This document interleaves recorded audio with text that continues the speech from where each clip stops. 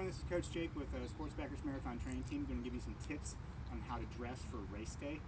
Some options here help you out with staying warm on the November race while you're waiting for the race to start.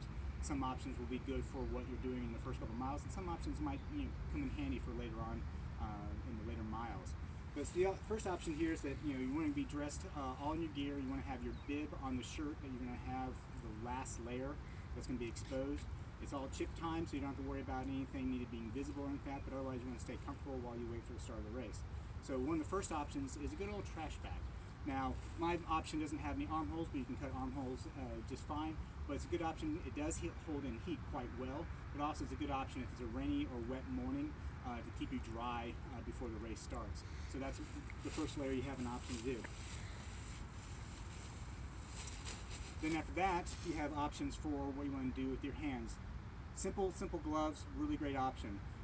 You can get them at Target, Walmart, any of those places, even convenience stores will have them. But pairs of gloves, cotton gloves, no big deal.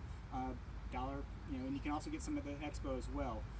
But anything that this is an old pair, so obviously I got a finger missing. So anything you don't have a problem being without. That also goes with the layers you have on right now. So you can go to thrift stores, find some clothes that way. Stuff that wants to peel off. Anything that's going to be peeled off at most marathons are going to be re-donated or donated to the local homeless shelter or anything like that. So think of it that way. If it's something you want to keep, put it in your bag before the race. Anything you don't worry about it. Just peel it off as you go. So like I said, right now I have one layer, so I'm going to take the top layer off. And so now my upper layer is a little bit more akin to what I'll actually be running in. Now obviously I still have the pants on. But what you want to start off the race with is something that's going to be comfortable for the first couple miles. Once the race starts, obviously you won't really want to take the pants off once the race starts. So once it gets close to the race beginning, you want to take the pants off. And if you can have something that has zippers or something like that to peel off, it helps out a lot, because trying to do this once the race starts and you're in a hurry to make sure you get your time, you're going to trip and fall, and then of course everyone's going to laugh at you and things like that. So get the pants off before you start the race. Once you start the race, you have options for how to keep yourself warm and cool. Obviously the first option is a hat. Second options are gloves, and the third option are arm sleeves. Arm sleeves are great because you can actually peel them down while you run to cool yourself off, but you can keep them on so you can pull them back up if you get cold.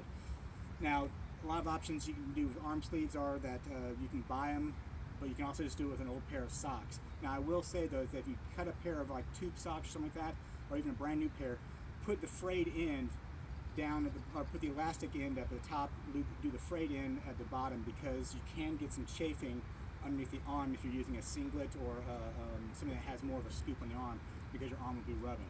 But the options for running are just as much as anything else. You want to have a pair of sunglasses, because the more comfortable your eyes are, the better off you are overall. So, however you feel when you're on the training runs about what needs to feel comfortable as you get warm and as you cool off. For me, the hat's usually the first thing that goes, because I'm usually pretty warm by itself. Then the gloves go. And since they're cotton gloves, if you toss them, no big deal. And then if worse comes to worse, if I don't need my sleeves anymore, I can toss them off the side as well. So right now, I'm in my full running gear, and this is usually how I'm probably in the race. Hope these tips help you out with how you decide on to dress on race day, and good luck with the race.